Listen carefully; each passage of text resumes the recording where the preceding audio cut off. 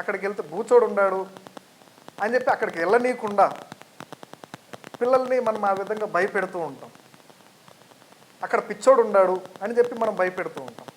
ఇదే విధంగా అందరి తల్లిదండ్రులు లవ్ జిహాద్ అనేది ఒకటి నడుస్తూ ఉందని కూడా ప్రతి పిల్లలకి కూడా చెప్తూ ఉండండి.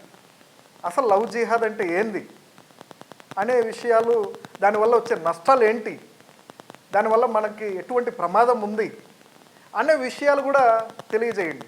ఎందుకనంటే ఇప్పుడు మీరు ఆ వయసులో మాత్రము పిల్లలకి భోజనం తినిపించాలనో నిద్రపించాలనో అక్కడికి వెళ్లకుండా చేయాలనో మనము అబద్ధాలు చెబుతూ ఉన్నప్పుడు దయ్యం లేకపోయినా దయ్యం ఉందని అబద్ధం చెప్తాం, బూచోడు లేకపోయినా బూచోడు ఉండాడని అబద్ధం చెప్తాం, పిచ్చోడు లేకపోయినా కూడా పిచ్చోడు ఉండాడని అబద్ధం చెప్తాం.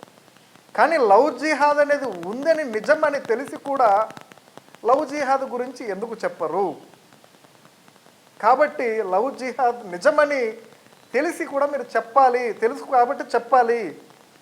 ఎందుకనంటే ఎంతమందిని ఒక గత వారంలో సుమారు 5-6 మంది అమ్మాయిల్ని చంపేసినట్టుగా, హిందువుల అమ్మాయిల్ని చంపేసినట్టుగా మనం చూస్తూనే ఉన్నాం.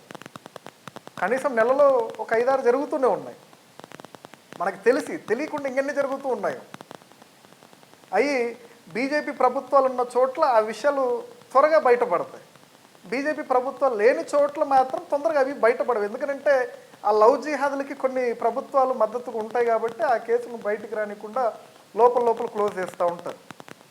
సో కాబట్టి పెద్ద వాళ్ళు కూడా వీడు లవ్ జిహాది కాదు, చాలా మంచివాడు అన్న వాళ్ళను కూడా చంపేసి ఉండారు. అట్లాంటి వీడియోలు నా దగ్గర చాలా ఉన్నాయి.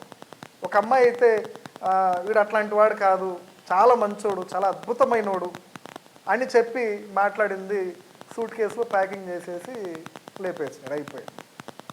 సో ఈ విధంగా మనం పిల్లలకి చిన్నప్పటి నుంచి ప్రతి చెడుని చెప్పాలి, ప్రతి మంచిని చెప్పాలి. ఏది మంచి ఏది చెడు అంటే మనం చెడు కాబట్టి వాళ్ళని ద్వేషించాలి, కొట్టాలి, తిట్టాలని కాదు.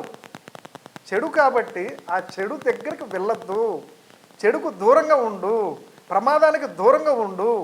అక్కడ గొంతు ఉందనంటే ఆడ గొంతు ఉంది, అటువైపు వెళ్ళొద్దని చెప్తాం.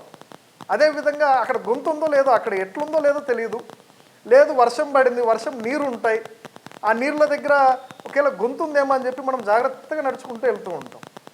అదేవిధంగా ఏమో లవ్ జిహాదీనే ఏమో అని మనం జాగ్రత్త పడితే చాలా, అంతే. ఖచ్చితంగా లవ్ జిహాదీనే అని మనం అనుకోవద్దు.